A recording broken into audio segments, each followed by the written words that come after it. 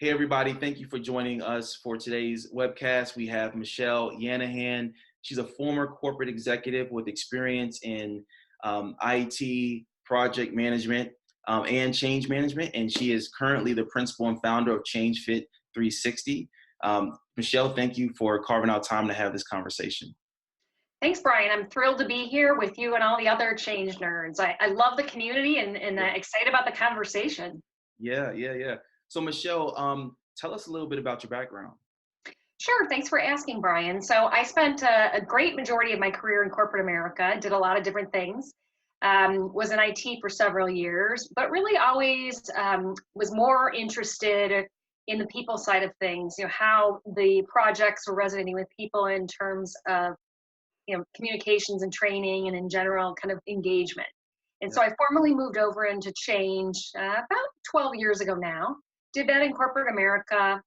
Last role in corporate America before kind of branching out on my own, I was the head of growing change capability and competency within our organization, which was the corporate office of a financial service Fortune 500 company, but also worked across the globe, built a center of excellence in Australia and Switzerland. Oh, and that's had a really great experience there.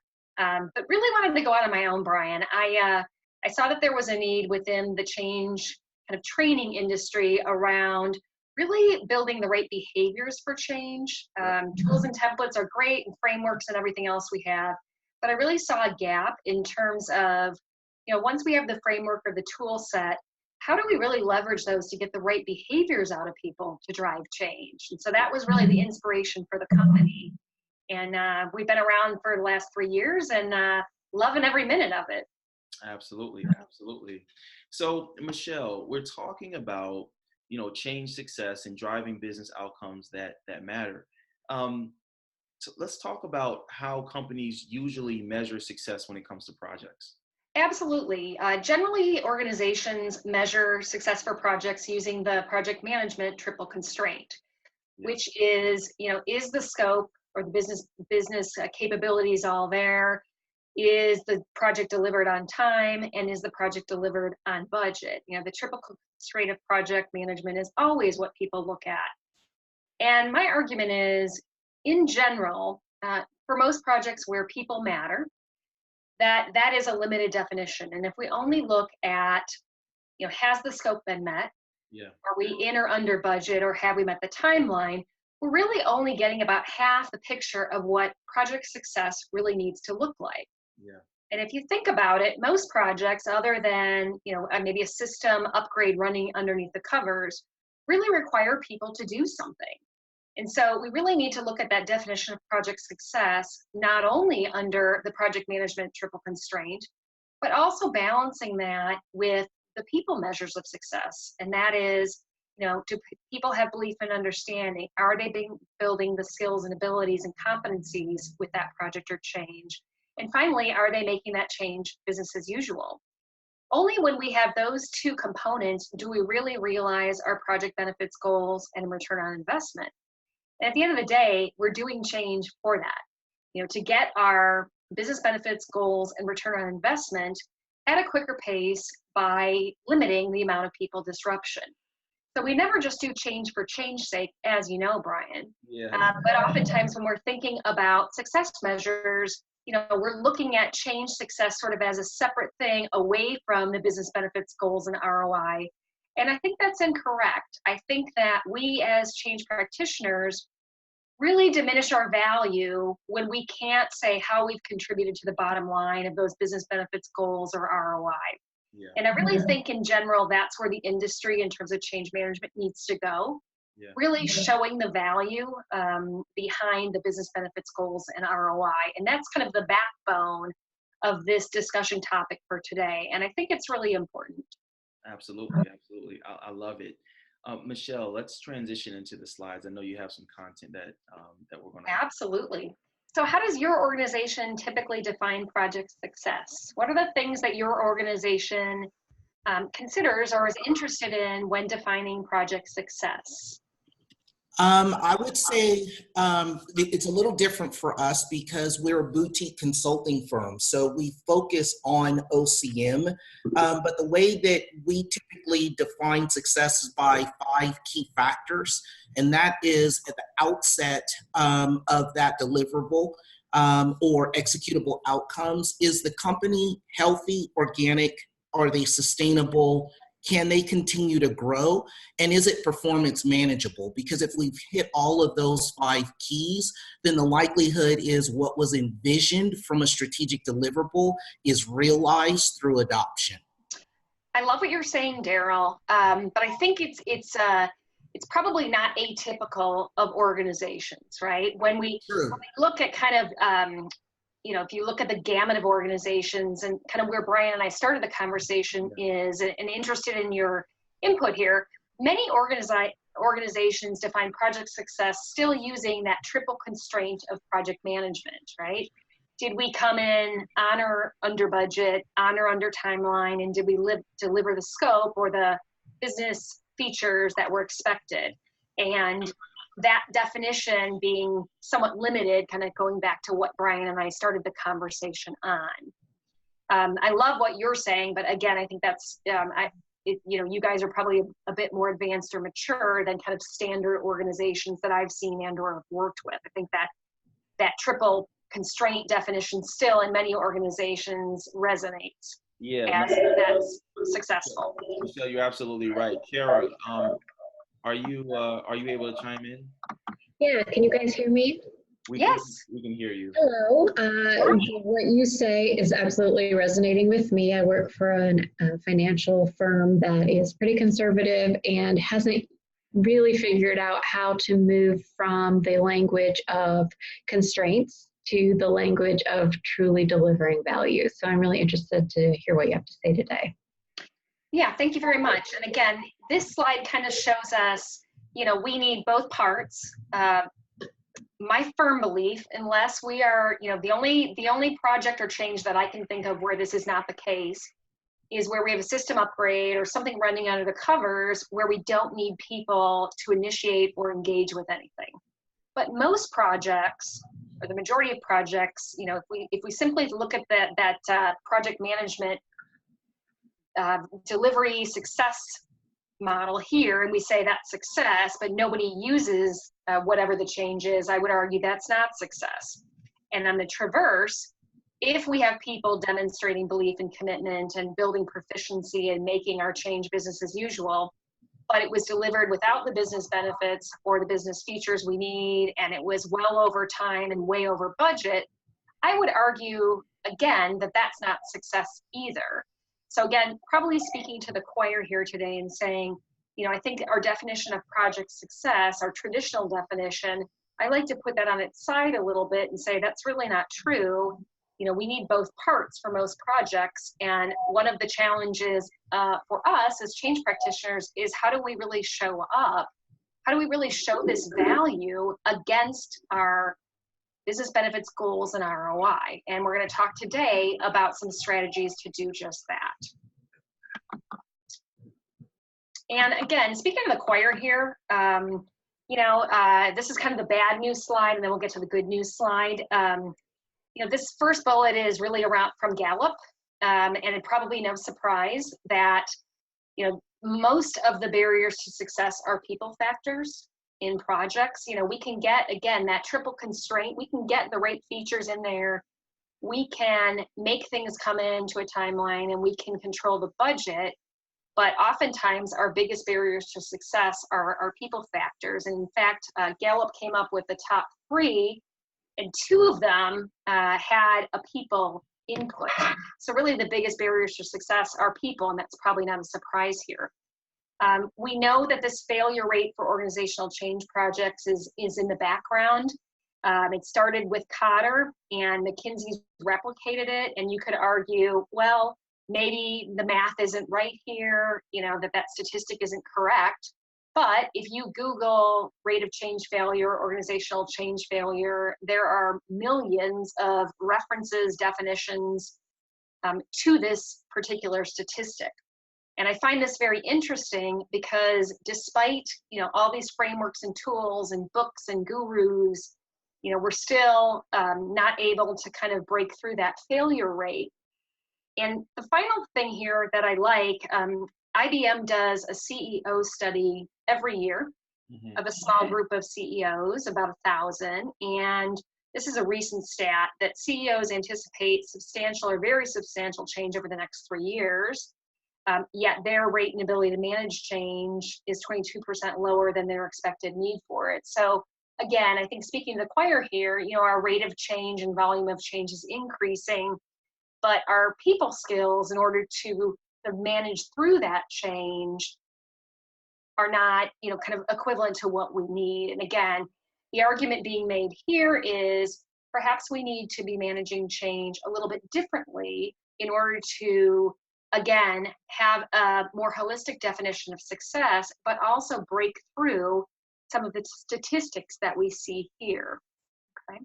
And I'm gonna set us up for that next. And again, feel free to jump in on the chat or comment as we go forward. I definitely encourage you to engage here. I want you to get as much out of this as you can. Yeah.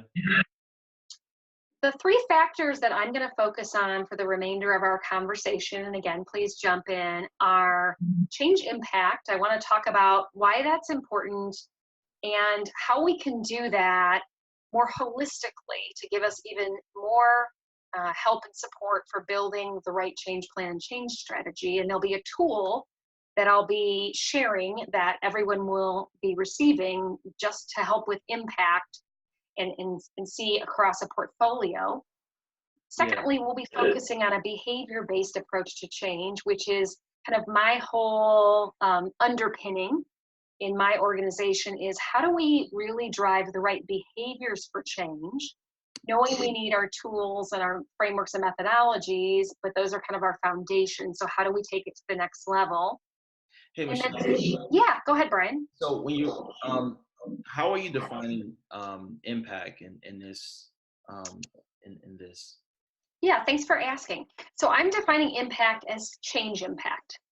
Change impact, and we'll look at a way to do that via different considerations, kind of a common method to use to define impact of change at both a project level, a stakeholder level, and also at a portfolio level, which is critically important. So this will be a common way to evaluate impact, apples to apples, which will provide us some visualization data and some quantification.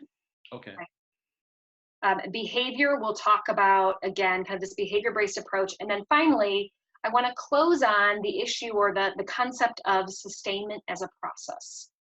What is sustainment as a process? And we can look at the tool to kind of give us a benchmark for sustainment, okay? So those are the 3 elements that I want to focus on. And again, please jump in. Let's make this a dialogue and let's make it as engaging and as informational as possible. So I appreciate the commentary. Thanks, Brian and team. Yeah.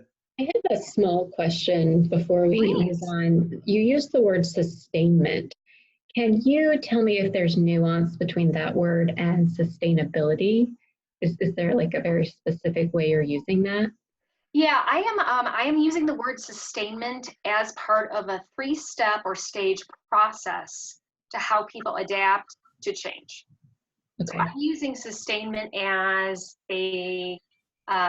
as the phase in which people are ultimately bought into the change and are using the change business as usual. So this is no longer an accounting system, it's the way we do accounting. And I'll give you a very simple swimming analogy when we get there to describe how I see the process of change sustainment as adoption, proficiency, and then sustainment. Great, thank you. Okay. Other questions or comments or thoughts? Hey, Michelle, this is Daryl. I've got a question for you. Absolutely. Between your 3 key factors of impact, behavior, and process, when you look at change, do you see differences at different levels, be it the portfolio, the program, or the project level? When I say project, I'm referring to work stream and how you measure those. Yes, yes, you can. And in fact, when we look deeper at the impact piece, again, I'll be giving you a tool that will let you go as granular as you like on the impact, whether it's a stakeholder group, whether it's a work stream, whether it's a project, whether it's a program, whether it's a portfolio. Okay. Okay. So you'll get a tool that you can use to be as granular as you like, and I recommend that level of granularity, Daryl, because then you have better purview into the holistic picture of change that you're driving, and you can make some key decisions based on the visualization we'll see. Other questions? These are great.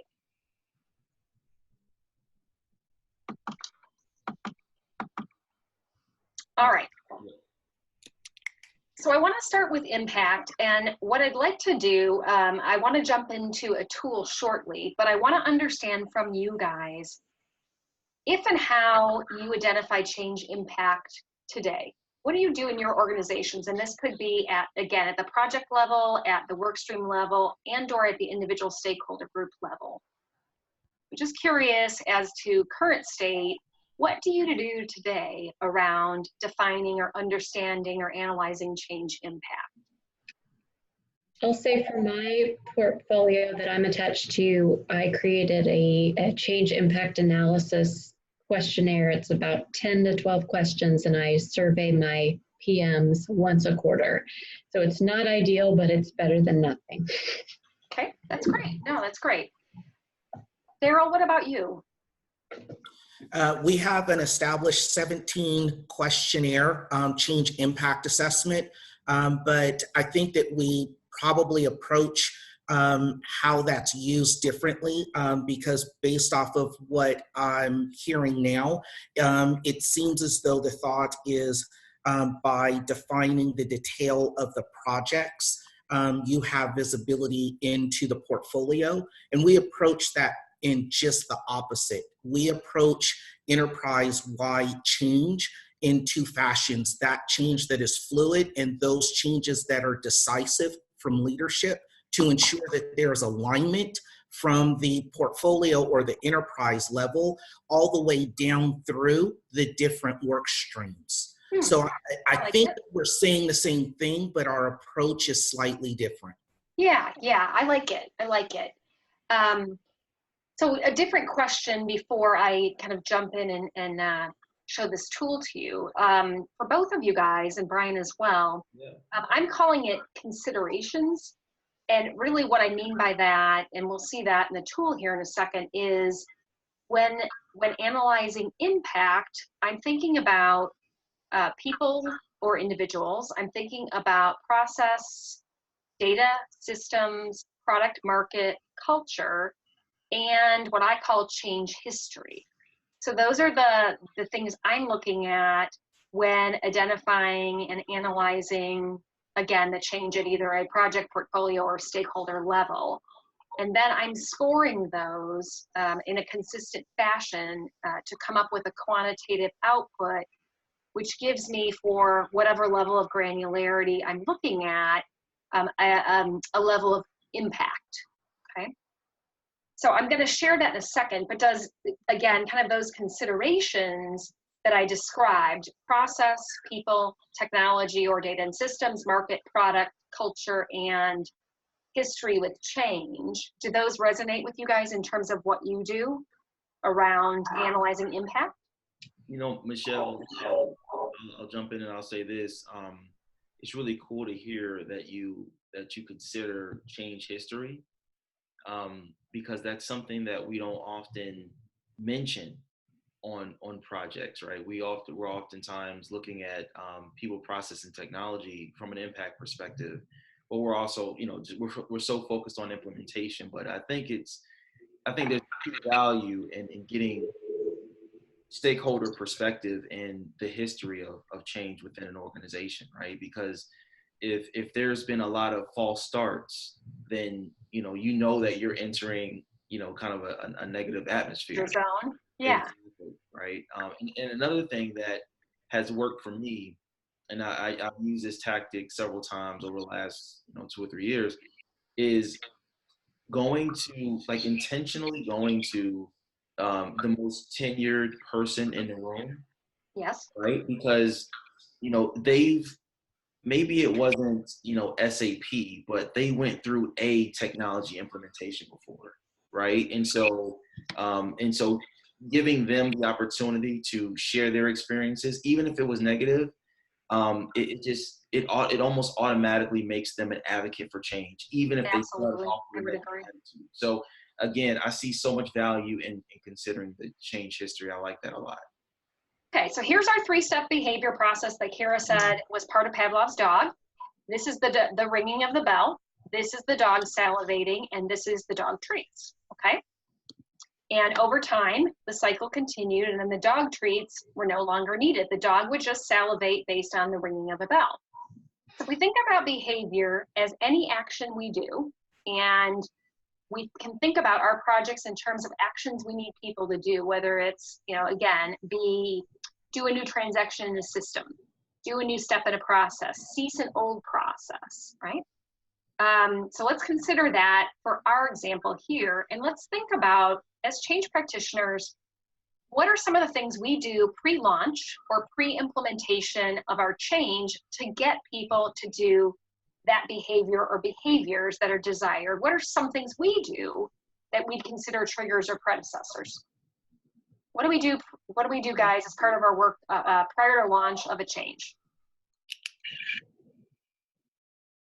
What are some things we do? Prior to a launch, communicate. Yeah, communicate. Absolutely. Absolutely. We do communications and training and job aids and maybe change readiness assessments. Maybe we're part of a pilot or UAT, right? We do all that great stuff. And when I ask you guys about that great stuff, what percentage of your time do you think you spend kind of preparing, authoring, creating, launching those predecessor activities or those triggers prior to launch, prior to implementation? What percentage? Kind of thumb it for me and tell me what percentage you think you spend doing that kind of good stuff. A lot percent.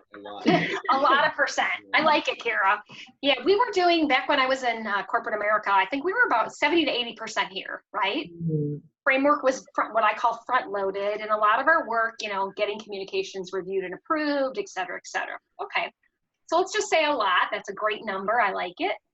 And then the change happens, the behavior, it commences, right? We launch our system, our process, whatever that might be. We decommission an old system, whatever that is. And then let's think about this bucket next. In terms of our implementation has occurred, what do we do as change practitioners in terms of reinforcement and consequence activities or actions? What are some things that we do as change practitioners to help reinforce and or consequent that behavior or behaviors, desired behaviors? Communicate about successes, celebrate wins, maybe an internal communications or some kind of celebration. Yeah, absolutely. Right, and so let me ask you a different, kind of the same question I asked you about triggers or predecessors. What percentage of your time are you focused on these post-launch activities?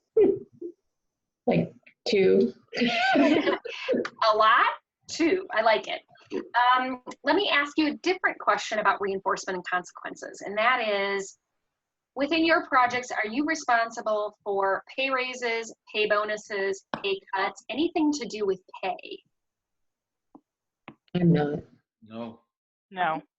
Who in your organization has the most responsibility and priority for pay raise, pay cut, performance plan? I call it the P's.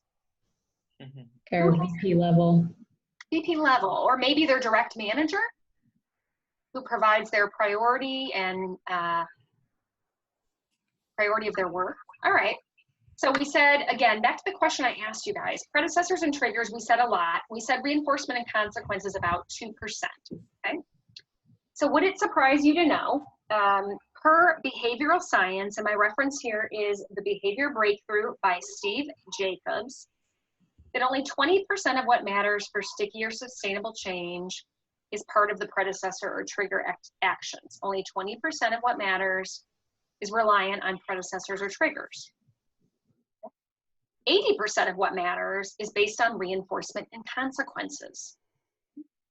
And we know that people leaders, or people that provide priority, direction, and indirect, payment services, I'll call it, have the most power here to help reinforce and consequent that behavior. But yet you guys told me, and I would agree, we tend to spend more time here, right, focused on these activities. This is not to say these activities are not important and we don't, we can get away with not doing them. We're not saying that. All I'm saying is we tend to focus more heavily here, and what matters most, what behavioral science has shown us, is here. Mm-hmm.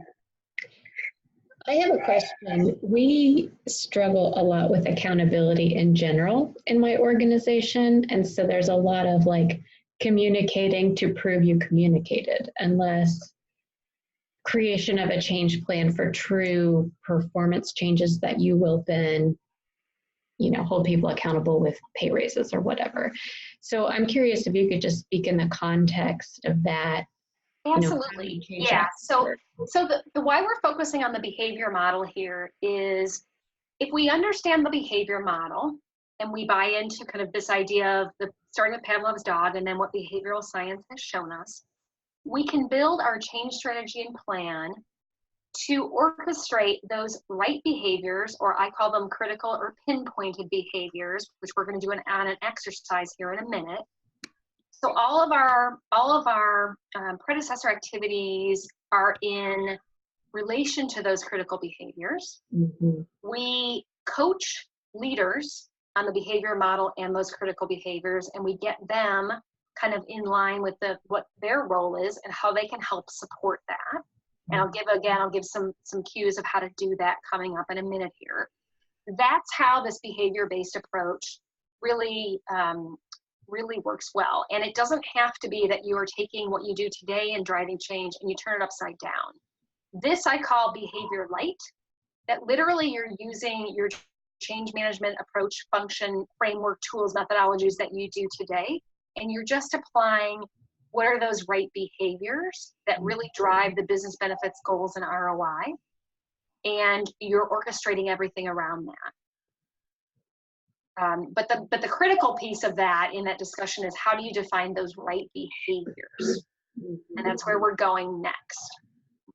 So I don't know, Kara, if that absolutely answered, but yeah, we're moving there. How about that? Almost like you baked in the change plan for managers too. Correct. As part of your change plan, you would be coaching managers on the behavior model, their roles, and what are those 3 to 5 behaviors that they really need to be communicating about, reinforcing, coaching on, etc. Right? It can't be, it's a system, right? We have to be more granular than that if we're looking for really driving those behaviors that really, again, align to change success, which is where we started. Mm-hmm. Okay? So I'm going to move forward just for sake of time, but I love the discussion. So this model really starts with pinpointing critical behavior. And so I wanted to have you guys take a look at this example that I've got here. And imagine that I'm your chief officer of sales, and you're all my sales VPs. And I'm trying to understand how we can best increase our sales this quarter from last quarter. And unfortunately, like the great executive that I am, I don't have any more data to give you guys than what I'm sharing today. And really what I'm looking for is, within these 5 different behaviors, again, behavior being any action that we take, which of these, if you can only select one, should I focus on for looking to increase our sales? So I'm interested in terms of which one you guys might pick. And I know there's limited data here and it's vague, and that's purposeful. Is the critical behavior for us, or in order for someone? In order to increase the sales, imagine that increasing sales is our project goal, benefit, or ROI. Mm-hmm. And we're trying to build a change plan, kind of back to our behavior model, around that critical behaviors that are going to support our increasing sales. Number 4. Best support the increasing sales. Number 4. 4. 4. Anybody think differently? No, 4 reads like a leading indicator. So Absolutely. You guys are right on. 4. But you'd be surprised how many people say the others. The others are important, but if I interviewed a salesperson, for example, I'd have to interview them, document, action, right? It's a supporting behavior. And again, the reason that I do this exercise is just to show you that really getting the behavior that's the most specific and aligned to the goal is where the behavior model or the behavior-based approach to change really needs to start. And this one's maybe simple for you guys. Sometimes it's not that simple, right? You'll hear, oh, the change is we're implementing a new system. Well, I would argue that every transaction in the system doesn't carry as much weight as some, right? Logging into the system, although important, is not increasing sales. Just by logging in, if we look at that of single threaded, right, that is not increasing sales. Mm-hmm. So this idea of starting conversations around understanding the business benefits, goals, and ROI of your project, and then really detailing identifying a list of behaviors that support those, and then scratching those down to what are the 3 to 5, and they can be either at the project and or stakeholder group level that support that goal, and then really driving your change strategy and plan around those behaviors. And kind of this tip, not all behaviors are created equal, kind of this idea that, yeah, we could interview salespeople, but it's going to take us additional actions or additional behavior to really get to our goal. Mm-hmm. Anybody who's interested in more on this, I'm kind of shortening this topic for sake of time, but it's really critical that we go out of the gate understanding what are the behaviors that I'm driving against, and then how do I build my strategy plan, measurements, coaching, all around those particular behaviors. Mm-hmm. Yeah, no, Michelle, I love this. This is cool. All right. Yep. And then let's get to the process. Yeah, absolutely. So the process. I want to start by just giving you some quick definitions of how I look at this process and a minute backstory on how this came to be.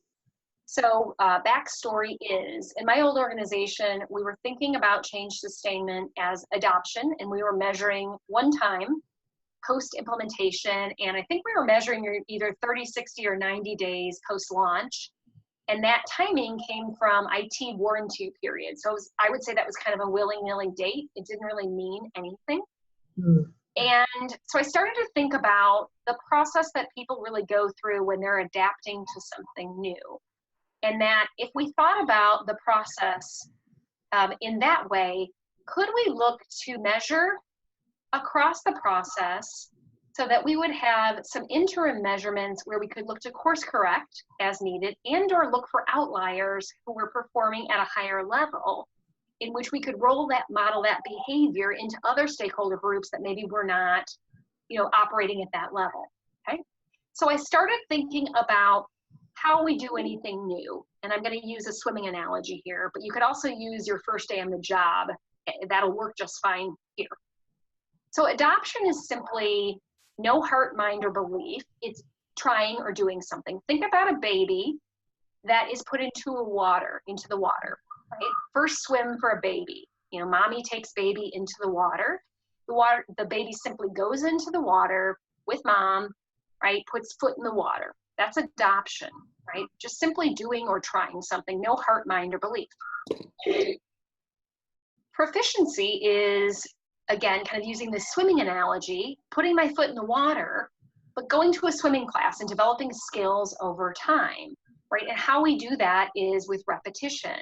We build quality and our timeliness. It takes us less time to do something as we become proficient. So again, anytime we do a change, it's about put your foot in the water, and then you get better over time with support, with timeliness, with repetition, you build proficiency. And as you're building proficiency, ultimately, it becomes business as usual. And my swimming analogy for business as usual is Michael Phelps, right? That Michael Phelps, it's kind of muscle memory when Phelps jumps into the pool, right? He's no longer thinking about, how do I need to do this? I know he does look very critically at his swims and kind of course correct, of course, but it's business as usual for Phelps, right? When he gets in the water. And we're certainly not going to be Michael Phelps, but that's really what we're driving towards here. And if we buy into this 3-stage process, then we might think about, okay, that's great. How do we measure that? And how do we show that over time? What are the key things that move people from adoption to proficiency and from proficiency to sustainment? And wouldn't be that'd be great if we could measure and kind of see this in action? Wouldn't that be great? Okay. So that's what I did. And I want to show you quickly about how that might look. So I'm guesstimating or making an assumption. I read from a ProSci research stat that a high impact change might take up to 12 months to sustain. Okay? That's the only data I've ever seen on kind of this process of adaptation and how long it might take. So I said, okay, I'll take that 12 months and I'll say, if something is a low impact or a medium impact, it's some dividend of 12 months. I don't know exactly what that is, but I'll put a stake in the ground and I'll build this into a tool and I'll have people test against it and build up their data set to tell me it's wrong, right? Let's use it as a benchmark or as a going forward assumption, okay? So let's do that. And so I'm gonna jump back and I'm gonna stop my share and reshare that impact spreadsheet that we saw earlier today. We're gonna jump back into that one more time. And I think I've got this sharing down pat now. So you'll remember all this good stuff that we said. So now we're gonna go right and we're gonna see what I didn't show you. So based on our level of impact, you're gonna put in an implementation or go live date. And based on some calculations that assumptions I'm making on dates, based on that 12 months for a high impact change, I'm gonna put some stake in the ground about when your adoption, your proficiency, and your sustainment might be complete. Okay? Might be. Why? Because I don't know your organization and all the factors that it might take to get this one to implementation. I also know that when we have multiple changes happening at a certain time, that there's going to be an impact to this. But I cannot find a reliable data source anywhere on the market to say what that is or what factors drive that sustainment data out, okay? So think of this as a baseline, as you're taking your data, testing it against these dates and saying that was completely wrong for us. And you're coming up with, based on your data source, what your adoption, proficiency, and sustainment timing is. And coming soon, and I'll make sure you guys are included in this, is a Gantt chart that's going to show you the overlay of projects from adoption, proficiency, and sustainment. Another visualization tool to say, gosh, this one's adopting in April, but even though that's true, for sales, there's 10 other things that they're still going through the sustainment process on. So I know that that elongates or potentially could elongate their sustainment. Okay? Again, I'm going to pause here. This is awesome.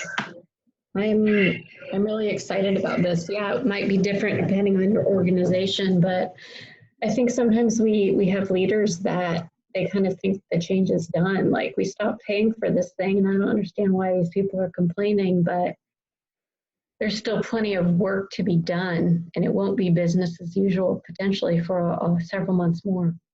Correct. Mm-hmm. And again, I like what you're saying, Kara, and I don't want to oversell this and say these are absolutely right and data supports. You know, again, you've got to put your factors in there, but it's a starting point, right? It's a stake in the ground to say, let's test against this, guys. We got nothing else, unless you have this data today, let's test against it. Let's prove it wrong. And then let's build the formulas to be kind of where we show up. And then how do we, based on how we are showing up today, how do we pull that back in? What can we do? What can we connect? What can we simplify? Okay? And can you talk a little bit about how you utilize this in an agile environment? I'm sorry, can you say that one more time? I'm sorry, can you talk a little bit about how you might adapt this for an agile environment? Absolutely. I'm assuming that when you have different Are you looking to use it in a sprint format, or are you looking to use it more kind of multiple sprints and then a deliverable? I guess that would change how I would use this. Yeah, I think if it were the more of the deliverable quarterly, that I could adapt that easily. But it is the more iterative sprints of we want to have some functionality that's dripping out. I find that's what's impacting our users the most. Absolutely. I think this would be very easy to adapt to that, actually. It'd be interesting to show, okay, this just as an example, this is, release 1, let's say. So this one's still in motion, and now we're pushing this one out. Okay. Right? And that's building upon this, but we know that this isn't even sustained yet. And now we're saying we're going to push this one out. Right? So I think, again, the idea of the visualization here, to say, well, people aren't even really done with that one, we don't think, and now we're putting more on, then is that going to push everything out? Right. And being able to see that and kind of feel it live in motion, I think would be really useful. Great, thank you. Awesome. Hey, Michelle, moving towards the end. Yeah, absolutely. Yeah, moving towards the end. Can you share more about ChangeFit 360? Some of your offerings. Can you share with the group? Absolutely. Best way to get in touch with me is through ChangeNerd, obviously. I'm on there. ChangeFit 360, we offer, various types of change training. We offer a change management boot camp that is the certification for CCMP as well as SHRM. I offer a change leadership course. I'm bringing my change management boot camp course, my CCMP, online, and I'll be looking for some volunteers, probably in about a week or two, to help me test out my change management online boot camp for about $500 for 24 credit hours that fully supports either SHRM, CCMP, or PMP. So jump on that, and I'll be putting that out in ChangeNerd. If you're interested in helping me kind of audit my course and providing me some feedback, that would be awesome. And I'm at a lot of different conferences, and love to work with people. Would love to talk to you. If you want to give me a buzz and just chat about how I can help, that would be fantastic. Awesome. Michelle, thank you so much for your time today. Thank you, Brian. Yeah, absolutely. And for those of you who are on the call, thank you as well. This concludes the webcast.